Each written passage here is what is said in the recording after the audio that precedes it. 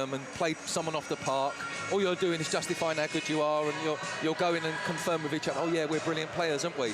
Yeah, but today they showed strength, they showed character, they showed that they're not perfect, but they can respond and react to that, and they can cope with that, because you know your frailties and your indifferences you need to be able to put to one side to be able to do the good things, and they still continue to do the good things. They kept the shape well. The man here coming over to us, Kolasinac, I thought he's back on the bike now. He fell off it, I think. Yeah. He was playing well. Then he got injured, and there's potential for him to dip off, but he's straight back on it today. Just what we needed, and goals from Aubameyang, which is what he needs desperately in the last couple of games. So I think loads and loads of positives for the manager. David, many thanks for your company today. I'll let you race down to the Arsenal Nation studio. Thank you very much. So we will let David get down to join Kenzie, and of course we'll be down there in due course to get a little bit more on today's game. We'll reflect on a 3-1 Arsenal success. Aubameyang, of course, getting the ball rolling. A double from him. Barnes getting one back before Alex Iwobi managed to strike very, very late on to put the points to bed for the Gunners. So Arsenal getting the better of Burnley by 3 goals. I'm not quite sure if we are ready for our Arsenal Nation studio show just yet. Hopefully I can be given the word. We'll see if we can bring Josh in for a couple of words here, potentially, who's been on match report duty over the course of this particular game, and we'll try and squeeze across just one seat so we're a bit better in shot. Josh, a battling performance there. I thought Burnley were quite good second half, and we had to face them a little bit, and in essence I think it was our quality that got the job done. Yeah, it was a little bit more nervy than we thought it would be when we went 2-0 up early in the second half. We thought, actually, let's calm down and take control of the game. But yeah, Burnley a side who never give up, basically, which we know it's a bit of a cliche, but that's what they pride themselves on. And you see their manager always on at them every single challenge, every single second. They're in your face. And we stood up to it well in the main. It wasn't in the bag until that late goal, but I think, yeah, the quality, especially from Mesut Ozil, got us through in the end. Interesting, a lot of chat about Mesut Ozil. Comes back today, hasn't played in the Premier League since playing against Wolves. He captains the side as well. He doesn't come off as a late substitute when we all thought he might have done when Lacazette was the man to get the hook. You know, people talk about Unai Emery's management of Mesut Ozil, but it's worked today because, I mean, the assists were brilliant. Yeah, and you would say this is a game, Burnley at home, where you want Mesut Ozil in your team because he seems to have more time than everyone else on the ball. He can find that pass that we've been lacking lately, and certainly in the last few games, a bit of creativity we've missed, and he showed what he can do today. The pass for the first goal, he won't get the assist because it was the pre-assist, if you like, but it was fantastic and so important to get the first goal in the first half. We haven't won a first half all season until today, and that's what it was, because you just sense, we saw from Burnley that if it had gone on much longer at 0-0 or even at 1-0, you're never comfortable against this team. In terms of, and just one final one, in terms of our defensive structure today, we seem to switch from back 4 and then to back 5 with the injury to Monreal. We're still not sound, are we, at the back? And I think that's something that, looking ahead to the next 2 games away at Brighton, away at Liverpool, we've got to get right, haven't we? Because we are playing players out of position. We've got Lichtsteiner as a right centre-half. We've got Granit Xhaka filling back in defence. He did well today, but you do miss him in midfield when he's there. So, yeah, I think that's the only cloud hanging over the team, because it wasn't a clean sheet, and they would have wanted that today. Josh, many thanks. We'll let Josh get back on with the match report. That'll be up online very shortly indeed. More from Arsenal Nation now. Full-time score here. Arsenal have beaten Burnley by 3 goals to 1. All he did was when he looked at the back 4. Yes, thanks very much, Dan. Well, great to be back here in the Arsenal Nation live studio after picking up those 3 points. And Aubameyang is now the leading goal scorer in the Premier League, of course, taking over Mo Salah, which is fantastic. And understandably, there's a whole lot of love going on for him on our social channels. He did fantastically today, didn't he? Let's take a look at what everyone's been saying at home. Ozil's footprints over that goal as well. So also lots of love for Ozil and Iwobi as well, which we'll come on to. We will speak about them in just a moment's time. But let's get your thoughts on Aubameyang, David. Got a brace today, surely man of the match. What were your thoughts on his performance? Yeah, you say man of the match. I think there's other players out there that contributions were big. For me, Kolasinac, his contributions were big. I agree with that. Sokratis was strong. He played a captain's role for me. I know Mesut had the armband, we spoke about that. But that's for Mesut Ozil, and I think it did give him that extra. And do you know what else I think it did? I think it kept him on the pitch. Because I think Unai Emery could have taken Mesut off, but thought, you know what, he's captain. I'm not going to do that to him today. And he comes up with that fantastic goal at the end. But Oba, me and Dan actually were talking about it. I had him and Mo Salah as a comparison for all their stats. He beats him in every stat. He's beating Mo Salah. And we all know what Mo Salah brings to the game. That says it all, really, doesn't it? It does say it all. I mean, he's really, really on form. And I think some people look for things from Aubameyang that he can't do. He's not like Mo Salah. He's not a creative footballer, but what he does is he terrifies defenders. And he finishes, that finish. You know, it's just a gun, wasn't it? Bang into the roof of the net. Yeah, there's no stopping that. Sorry, Hart. Yeah, he was good. You're never getting your hands on that. Yeah. Well, let's talk about maybe the influence that Ozil and Lacazette had on Aubameyang's performance. Do you think having those two alongside him gave him a lift today? I'd say so. I think it was a dynamic. Definitely that chemistry. You can see the chemistry between the three of them, and I think it lifted Aubameyang for sure. I think from Lacazette's point of view, though, was he slightly frustrated or was he happy about the set? I couldn't really tell with Lacazette. I think he was definitely happy. He was definitely happy about being on the pitch. Yeah. Because I think he was playing with a spring in his step, and then when he came off, he did the handshakes and all that. But I felt, and I said to Dan as well, I said he had 13 minutes left in him, and I think he believed he could have got a goal, and I think he needs a goal.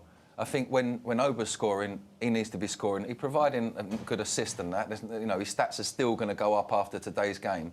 He was very respectful, but I saw the way he took his suit off and he threw it. He wasn't best pleased. You know, and that says it all. He's so respectful that the only way he will show he's peed off is by throwing a bit of tape on the floor out of the manager's sight.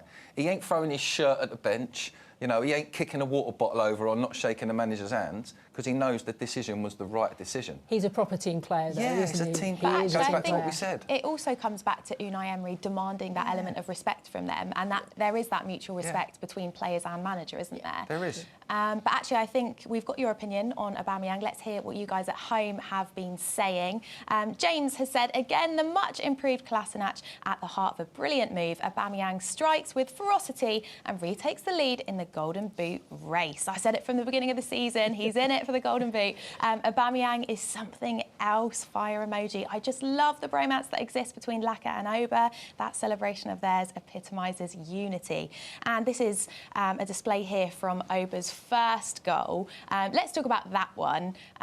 His finishing is just so clinical all the time, isn't it, David? Kolasinac again, though, isn't it? Down that side. Whenever he got involved in today's game, it lifted. And it lifted the side. And for 2 or 3 minutes after he done his first little... just before that goal, he went on a little run, and it lifted everybody. And then he goes on a run, puts the ball in for a goal. Then he went flat for a little while. What time does he pop up next? At the next goal.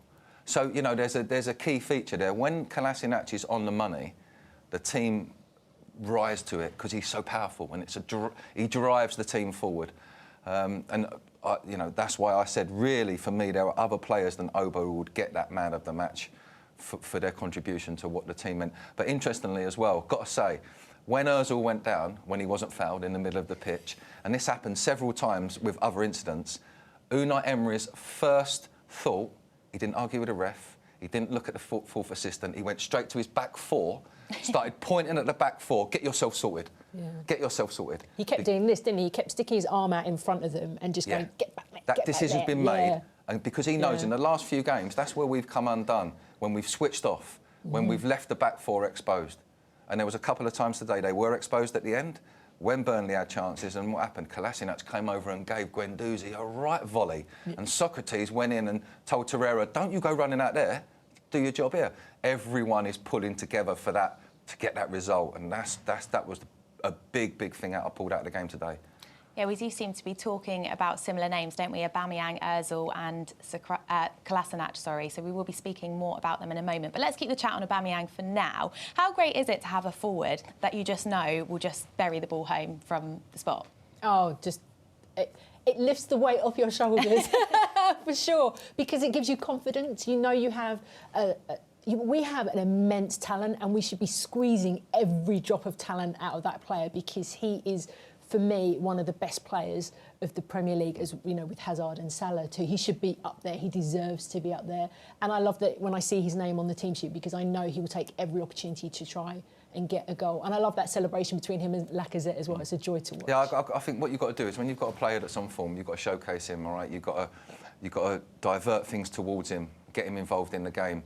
And we did that in spells, but I think sometimes with Oba, that's what you get with him. He has to play like that. He can't be involved in the game and be one of these players that are creating stuff and all of that, because what he's doing is he's making space to ready to kill you. He's a finisher. Yeah, he's making it. So what he's looking at the end game, right? He's like Ian Wright, right? Ian Wright be looking around thinking, yeah, I want the ball. When he ain't really thinking he wants the ball there, he's waiting for that ball to go in there so he can isolate you and get you. He knows exactly what he's doing. And do what he wants with you, yeah. And I think Oba does that really well. When you watch him play, he's pulling himself into a position where he's now vulnerable, and then he comes alive.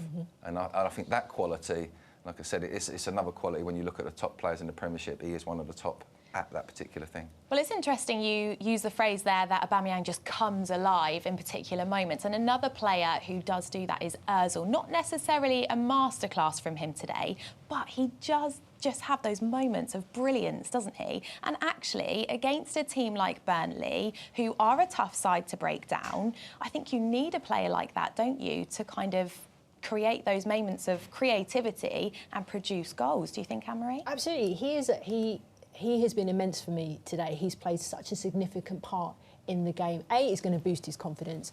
B, it's shown what he can do. And C, like you said, he's kept the captain's armband the entire time. I think this will help him. This will show what he can do. The problem, though, with the player, though, is that he just needs to be consistent. He needs to show that, for nearly every single game. But today, I think he's truly shown what he's about. The fact that he set up the goals, the fact he was part of the assist, the fact that he tried to get that goal in the last few minutes and it didn't exactly pull off. But that pass you were talking about was absolutely fantastic. Well, interestingly, we are going to come on to that Ozil pass. Was it a pass? Was he going for goal? We will come on to that and discuss that in a moment, but we are going to see what you've been saying about Ozil's performance today now.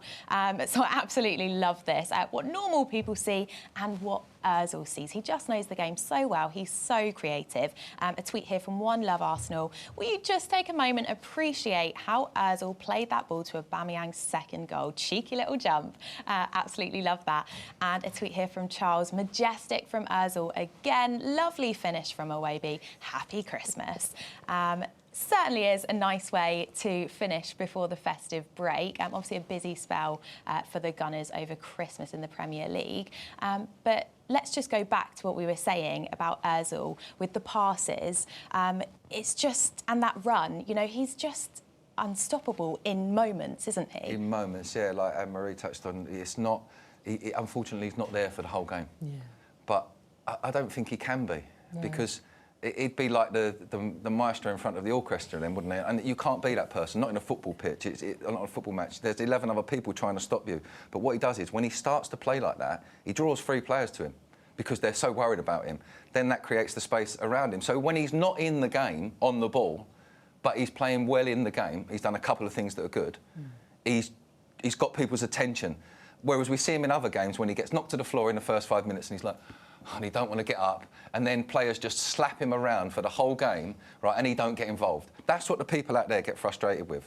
But when he gets on the ball and he does something special, and everybody starts to worry about him, he can just get involved 7 or 8 times in a game, and for the rest of the 90 minutes, he's so influential because of what he done 2 minutes ago. I'm so worried about you doing it again. I'm quite happy to keep you there. 2 of you will keep you there, and that gives someone else space. But there was a point in the second half, wasn't it? Was it he had the ball and then he passed it to, I think, to Iwobi, and then they passed it back to each other, and he was trying to set it up. He was trying to get into that place, ready to cross the ball. That was with Xhaka.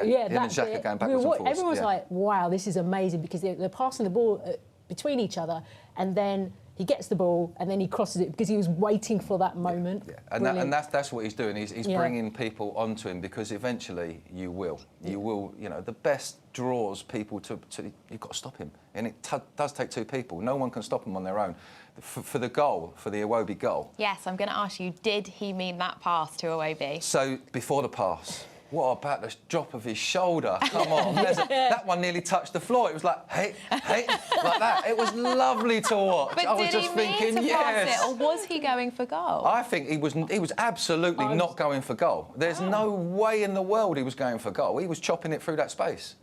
Absolutely, because we've got the beauty of having that VT up there. Yeah, we've got the beauty of having that. And Mesut Ozil just is like that. You can see him as Iwobi. He's aware. He's looking down there. He's not looking at the goal there, unless he's trying to reverse it into the space pass. I can't see that. I think it's a definite pass. So there we go. David Hillier says it was a pass to Iwobi. And Aubameyang meant to hit it in with the outside of his shin as well on the finish. You know, that was all he could do. Mystic Dave. Yeah, that's all he could use. There you go, you heard it here first. Yeah. Right, let's take a look now at your comments on Elneny. Of course, his first Premier League start today. Alex has said, I rate Elneny. When he had a run in the team last season, he was good. Every great team needs decent players who can come in and do a job and be happy to rotate.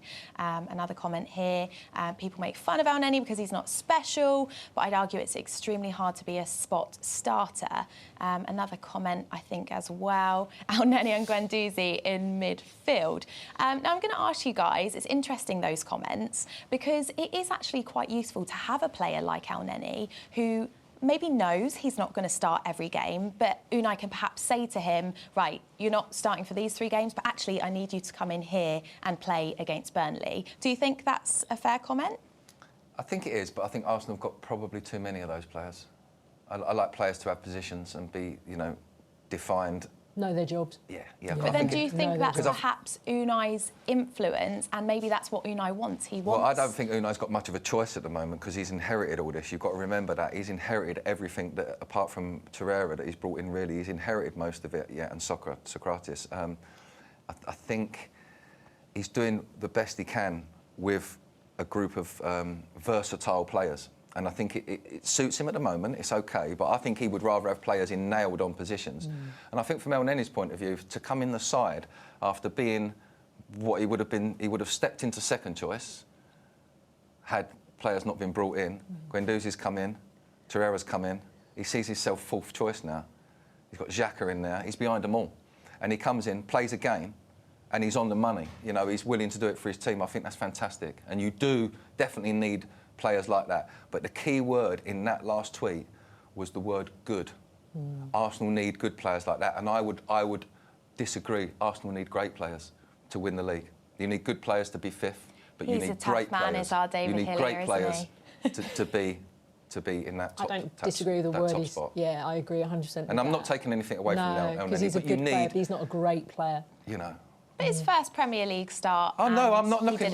You know what? He's fantastic for the club. He epitomises the character that the manager wants. Working hard. Keeps his head down. Does his job. Does his job. Don't try and do. You know, there's a good saying: do what you can do, not what you want to. All right. And speaking of character and doing their job, let's talk about Sokratis. Lots of you having your say on him today as well. Such a beast, great tackle. Yes, we do have to talk about that tackle. Just came from nowhere. He's like a pit bull, isn't he? That's the difference between having him in the team and not having him. He reads the game so well, by far our best centre-back. Do you agree? Yeah, I think his reactions today, because Burnley were clever. I don't know if you noticed, but Burnley, from long balls, were putting people in offside positions and using the second phase to get someone in on the play. But Sokratis was all over that, wasn't he? He was absolutely all over it. When every other Arsenal player just ran out, he realised that, was it Barnes running in? Or whoever ran in, he realised that they was coming in against the others, the offside ones going out. And he'd seen it happen at corners, he knew what was going on, and he tracked it and made that great tackle. But I thought the best tackle he made was in the corner, when he left a bit on and he showed real character, but he didn't, when he stood up, he didn't put his arms on anyone, he wasn't aggressive, he was, no, I'm just strong. And I think that's what Arsenal have been missing, you know, just a real strong character who's willing to walk away after and do the job and walk away. Yeah, you wouldn't want him squaring up to you, would you? But let's talk about that Sokratis beef, actually, with Barnes. It was a little bit of a heated game, wasn't it? We saw it as well with Xhaka, with some of the Burnley staff. Is that passion? Do we like to see a bit of that? I think we do.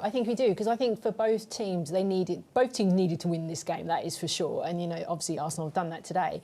But I think, you know, we talk about, you know, we want players to be passionate. We want players to show desire, and I think both teams showed that. And I think it was really good to see two players square off each other and demonstrate. That is the way to do it. that is the way to be competitive. That's the way to really dig in and make your point. And it was interesting to see, as we saw on the touchline, there was a couple of some words exchanged between the Burnley staff and Sokratis as well. And I think Xhaka was involved in that as well, which I thought was quite interesting.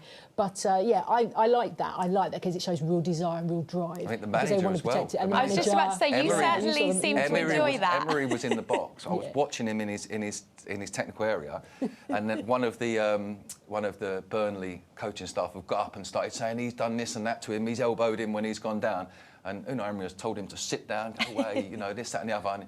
And fair play to a manager for doing that. And I've got to say, it's breeding and it's growing in the club, and they're believing it, and and that's what you want. And there will need to be additions in the future to raise the quality. But today's performance was just what we needed after those 2 defeats. Absolutely, 3 points in the bag before Christmas. But before we let our 2 guests go, let's get your thoughts on the overall performance in just one word. Anne-Marie, will come to you first. Immense. Immense, we love that. David, what about you? Needed. Needed. Absolutely. Well, as you say, we come into this off the back of 2 losses, but 3 points picked up as we go into the busy festive period. We will, of course, be back on Arsenal Nation Live on the 26th of December. Have a very Merry Christmas. Huge thanks to our wonderful studio guests, David Hillier and Anne-Marie Batson. Thank you so much for joining us. Have a wonderful Christmas, and we'll see you soon. Bye for now.